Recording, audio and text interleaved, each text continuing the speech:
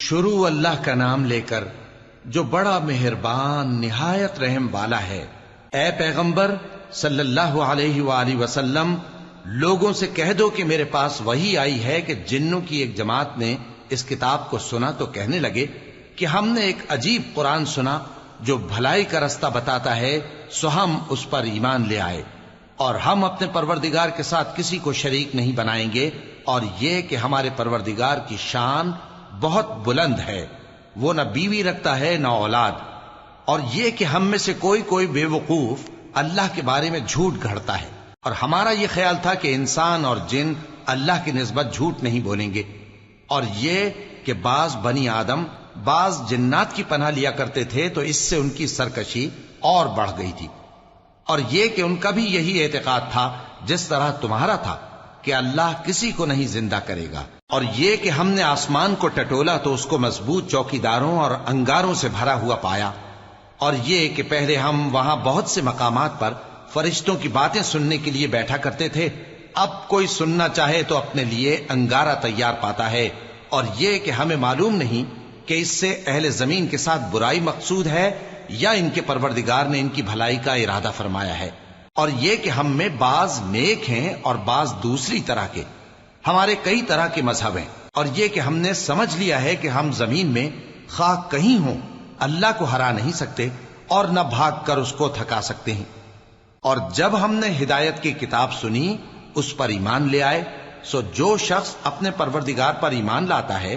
تو اس کو نہ نقصان کا خوف ہے نہ کسی طرح کے ظلم کا، اور یہ کہ ہم میں بعض فرما بردار ہیں اور بعض نافرمان ہیں، تو جو فرما بردار ہوئے وہ سیدھے رستے پر چلے، اور جو نافرمان ہوئے وہ دوزخ کا ایندھن بنے۔ اور اے پیغمبر صلی اللہ علیہ وآلہ وسلم، یہ بھی ان سے کہہ دو کہ اگر یہ لوگ سیدھے رستے پر رہتے تو ہم ان کے پینے کو بہت سا پانی دیتے تاکہ اس سے ان کی آزمائش کریں، اور جو شخص اپنے پروردگار کی یاد سے منہ پھیرے گا وہ اس کو سخت عذاب میں داخل کرے گا، اور یہ کہ مسجدیں خاص اللہ کی ہیں تو اللہ کے ساتھ کسی اور کی عبادت نہ کرو، اور جب اللہ کے بندے یعنی یہ پیغمبر صلی اللہ علیہ وآلہ وسلم اس کی عبادت کو کھڑے ہوئے تو کافر ان کے گرد ہجوم کر لینے کو تھے۔ اے نبی صلی اللہ علیہ وآلہ وسلم، کہہ دو کہ میں تو اپنے پروردگار ہی کی عبادت کرتا ہوں اور کسی کو اس کا شریک نہیں بناتا، یہ بھی کہہ دو کہ میں تمہارے لیے نہ کسی نقصان کا اور نہ نفع کا کچھ اختیار رکھتا ہوں، یہ بھی کہہ دو کہ اللہ کے عذاب سے مجھے کوئی پناہ نہیں دے سکتا اور میں اس کے سوا کوئی جائے پناہ نہیں پاؤں گا،